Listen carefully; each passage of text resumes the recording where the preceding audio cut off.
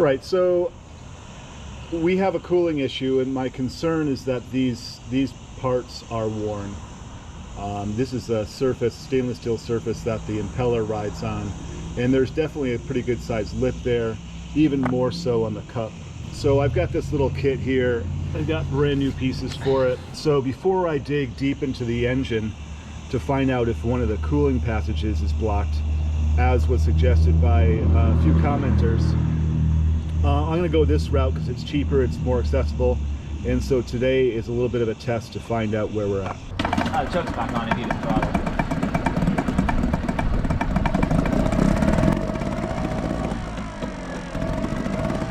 Okay, so, yeah, okay. Water. Just a little bit though. See, this is just kind of spurting out. Yeah. That's a little better right there. But that's still, like, see, as soon as it starts that.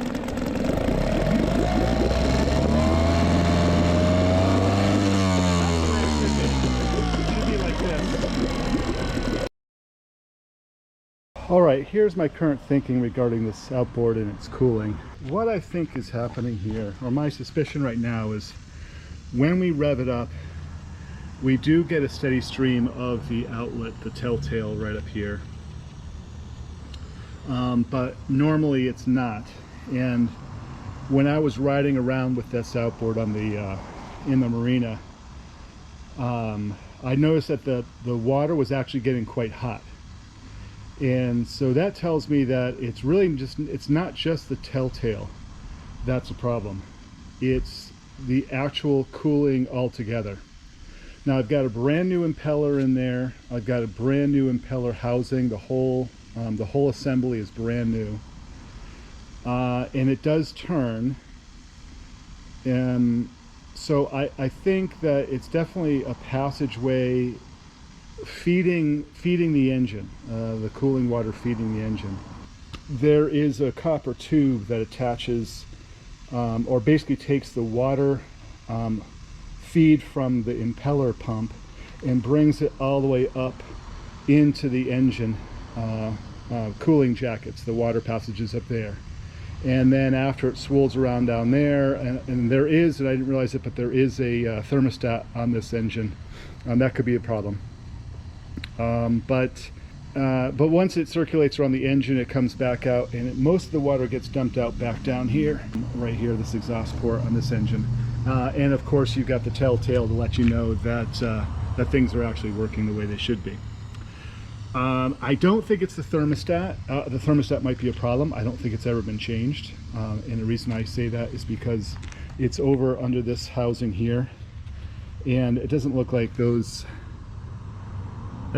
bolts have ever been manipulated. They've never been removed. So I don't think it's actually, but regardless, if even if the thermostat is closed permanently, the telltale would still be working. The telltale doesn't depend upon the thermostat.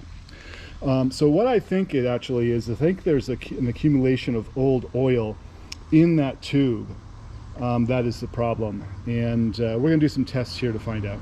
Take this lower unit off again. I got a bucket of water filling up behind you. That's what you can hear, I think. That tube I was talking about actually slides right into this piece right here, and that takes the outlet. That's the outlet water from the pump, and this is a whole new pump housing right here. The idea is that piece can come out from here. I'm really concerned about doing it because it's straight, and at the very top it's got a dog leg. You know, it's crooked, and then it fits into a rubber grommet, and it's way up here, and you can't really see. And so if I pull it out, the idea is I should be able to get it back in there, but I've never done it. I don't know how difficult it is. I'm trying to avoid getting deeper into the power head up here if I can avoid it. I've got a drill attached to the crankshaft, and what I'm hoping to see, if I put it in the water here, that we get water coming out of here, a nice good steady stream.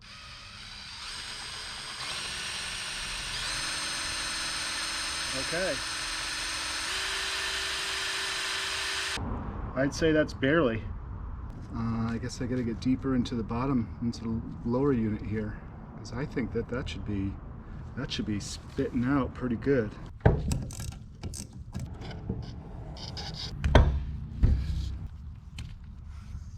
All right, I've got these little brushes that I believe were, the idea is that they're to be used with a carburetor. This hole right here, where is it? Right here, goes down straight. There it is. So I can actually see that brush through these holes on the side here. So let me just see if I can clean this up a little bit.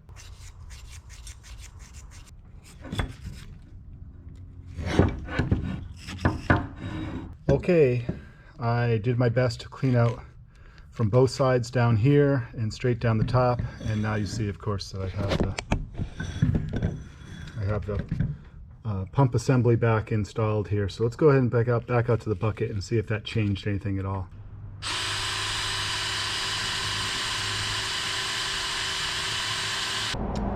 All right, well, it's certainly not what I was expecting. I guess I'm going to take the power head off of the intermediate unit here. And to do that, I think what I have to do is remove the carburetor assembly. And I've got to remove this pin right here, which is for the, looks like for the timing advance. There are some wires back in here. I don't know how they're connected. So disconnect some wires, and I think including the let's see, the spark plug wire, and I think that's it. And then there are 7 bolts underneath here, and I should be able to lift the power head just out of the way. There we go. Okay. Okay, the carburetor is out. I got all these electrical connectors disconnected. That was just pretty simple. So here are the bolts I'm talking about. There's 1, 2, 3, 4, and then there are 3 in front for a total of 7. I'll just get those off and then we'll go from there.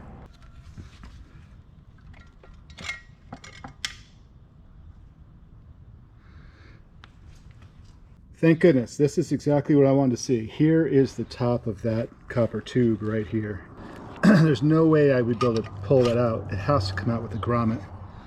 Luckily, that removing the power head really was pretty easy. So I have an idea that this may be fouled. So let's have a look at that.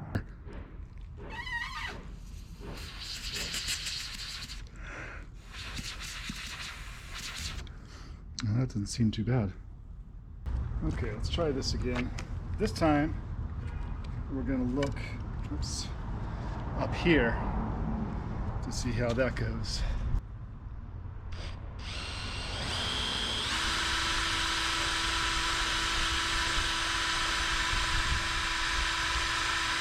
Okay, back here, that light you can see right there at the tip of my finger, that is the telltale. And all these passages look half decent. I mean, they're not blocked, and you can see how big they are. This one has a little bit of grime. This is where the cooling water comes in right here, and then it probably goes up into the block, around and around, and it comes out down here eventually. I mean, it looks like it's even, probably it's just dumped right down here, honestly. But anyways, the telltale is there, and you can see that's clear. There's no blockage there, and there's nothing, no debris that I could see in this whole channel there that would give me any pause. Like here, you've got a little bit of debris that's sitting there, but not much. I mean, look at these passages. I mean, they don't look, there's nothing clogged about it that I can detect. You know, and they're pretty sizable too. It's not like, I mean, if you got something this far, I just can't imagine that you would be running into problems. I don't know. It's very interesting. Next day, continuing on with this outboard, I was watching some videos about some other folks who were testing the water pump when the lower unit was separated from the rest of the outboard. And what I saw was that they didn't get a big powerful stream out of the top of here. It wasn't very different from what I'm seeing. So I guess I feel like probably this is not the issue, that it is pumping water the way it should be, and I don't have much to worry about that. As I believe I showed you yesterday, I've got this the pickup tube right here that goes into the bottom of the power head, and it directs the water from the pump here up to the power head, so the cooling water goes there. And this does not at all seem to be blocked. You can blow right through it. It's no problem. So I don't know why there wouldn't be a telltale. Here's the power head here. I'm going to disconnect it. This would connect to the top of the lower unit, or intermediate unit, I guess. And in here is behind this plate essentially is the thermostat. And so I don't think it's ever been opened up. It looks like all of these nuts have still original paint on them, or bolts rather, or bolt heads have original paint. I'm going to open it up and see what I see inside here. There are lots of cooling jackets in here, and see what. But everything looks okay so far. So I'm really kind of at a loss. This is more an act of desperation. But again, because the thermostat probably hasn't been changed, I should have a look at it anyways and see where we're at. Oh yeah, those don't want to come off. That one does. That's okay. Some of these are just so sticky. That came off easy. Oh wow. Some of these just don't want to go. I'm guessing you'll like this as much as I did. 1, 2, 3, 4, 5. 5 of the 9 bolts snapped. This engine is now done. But I can get this off. Let's see, I'm just going to go all the way in here. There's the thermostat right there. I mean, there's some junk in here, but it's not, I wouldn't say it's bad. You got a little bit of like seaweed there, some sort of water grass or something. There's the thermostat. I mean, it looks like it's been in there a long time, but I don't think that it's not particularly corroded or anything. There's a little bit of a partial blockage here, but again, pretty minimal, I'd say, for what we were experiencing. Here's that thermostat. I want to go ahead and test it to find out. It does move. You can see if I press on the bottom here, the top does open up like it should. Okay, I've got my infrared thermometer. Okay, that's opening now. And that is at about 55 centigrade. Okay, well, I think that's about it.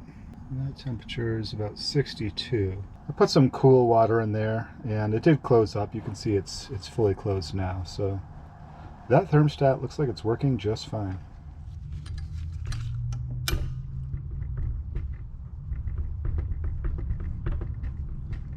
Really messed up because when taking out 9 of the bolts to get at the thermostat, I broke 5 of them off. One down here I was able to remove just using a pair of vice grips. That eventually came out. This one, and this one, they're just like a couple threads showing, not much room. This one has a little bit of thread showing, but it's hard to get at here with these other bolts in the way, and these things. So anyways, this one at least I decided to start drilling out, and I drilled out most of the way. And now what I've done is I've gone and I've got myself a 6mm tap along with its accompanying drill bit. And so I've got it mostly opened up. I'm going to open it up a little bit more to fit this particular drill bit, and I'll see if tapping it will actually take out what's there or royally mess it up.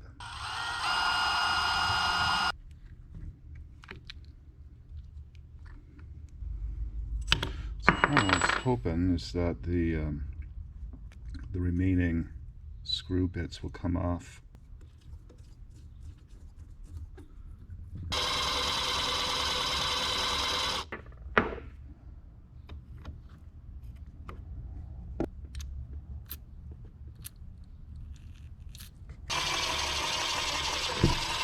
Okay, I broke through,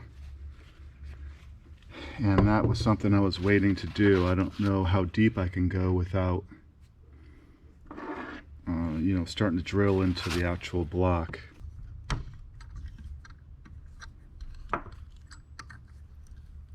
What I hope I'm doing here, this is the last one, but I'm hoping that I get that hole pretty much centered. And it's close. They've all been pretty close. Not too bad for freehand, but obviously if you go off, if you skew from one side to another, then you're going to be going into the original threads. So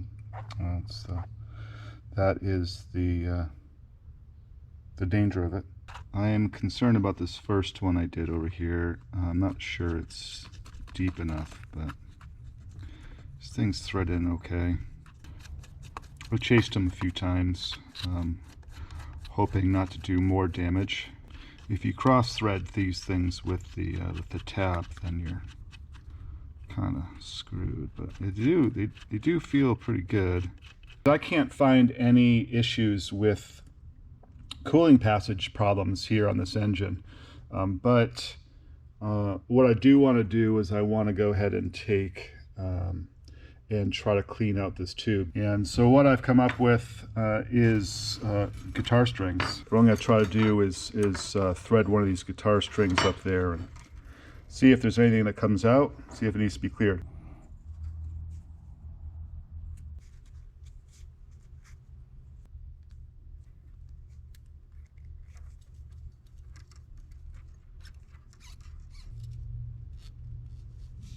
Yes, thank goodness.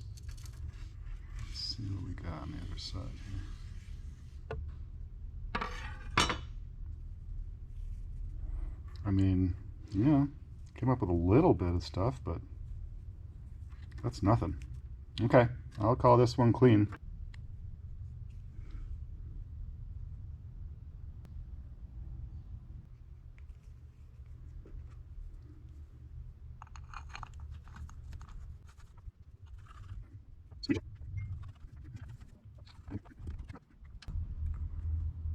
That's gummy too. That sucks.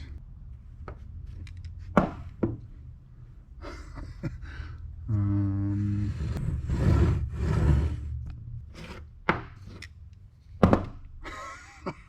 fucking way. I am somehow missing a bolt. This is exactly the kind of this is exactly the thing that I would do. How is this possible? I've got 2 left. I need 3. Well, miracles can happen. I do have them all. I just happen to have one of the originals in a bag because I was looking for them locally instead of ordering them.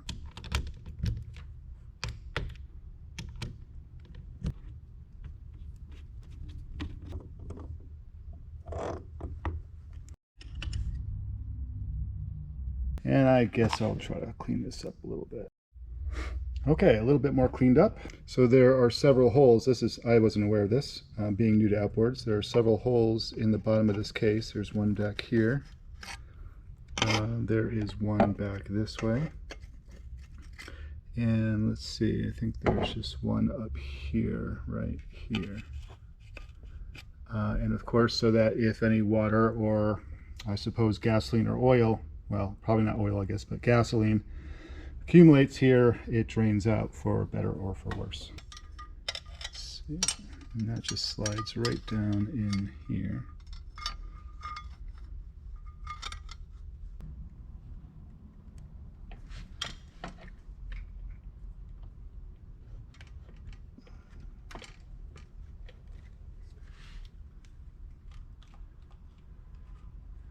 Let's make sure I'm not making a mess of this here.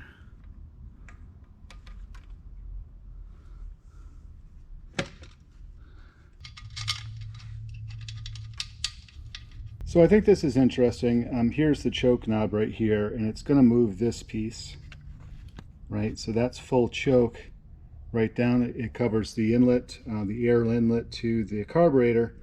But when it's fully out, when it is closed, it opens up this hole here, and I wonder why that is. If anybody knows, I'd be interested to find out. All right, I am not going to bore you with this sequence again. It'll probably take me a while, but basically we've got to fit this whole piece here, the bottom unit, the right way, down into the midsection here, and hook up the shifter, which is this top one here, this bent one, the drive shaft, which is this long one here, and then inside here, I showed you is here's that water cooling pickup tube, and that's got to go into here. It's a bit of a bear because once you get close enough to put those things kind of where they need to go, you don't have any room to maneuver with your fingers nor see with your eyes.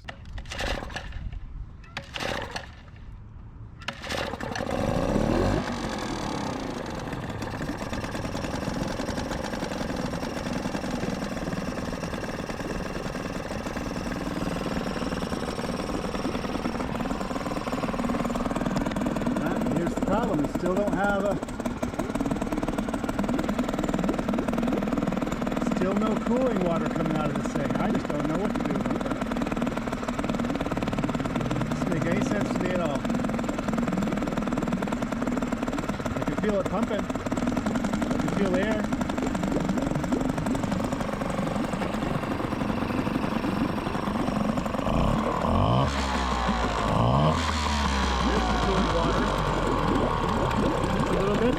Not much.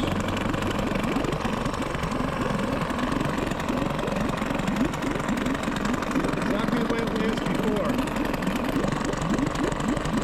Yeah, I mean, that's getting up there. Expect it to be like this all the time. At least this. And that actually is, that's pretty good. It has cooled down now.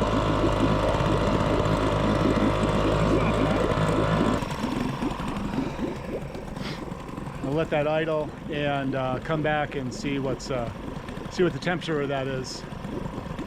I don't know. I mean, I could abandon the outboard altogether and get a different one, or I could just run this into the ground and see what happens. I guess the impeller just isn't turning the way it should at low RPM. Yeah, I wonder if it's an idle speed thing. I wonder if I just have it set, the idle set too low. That's hot to the touch. But I expect that to cool down here in a second. It's not cooling down. The water here is still cold. It's not here though.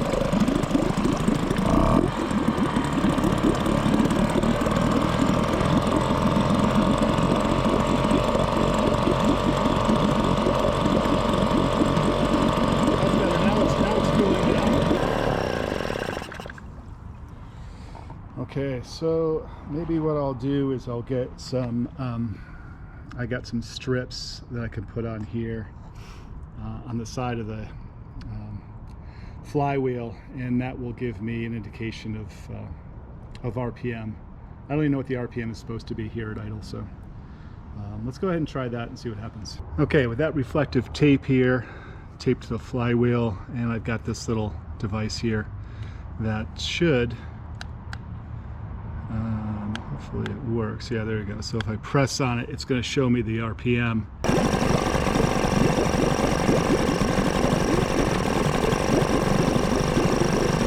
Get this thing to read over here. It says it's 1500 RPM. I don't know. Let's go ahead and use this, see what we got for temps. 47C, 48. Let's see over here, this side. I just don't think that's all that bad. That's hot, but I mean, if the engine's not that hot.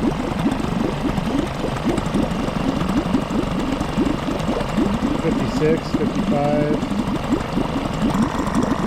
Let's see if we can get in there.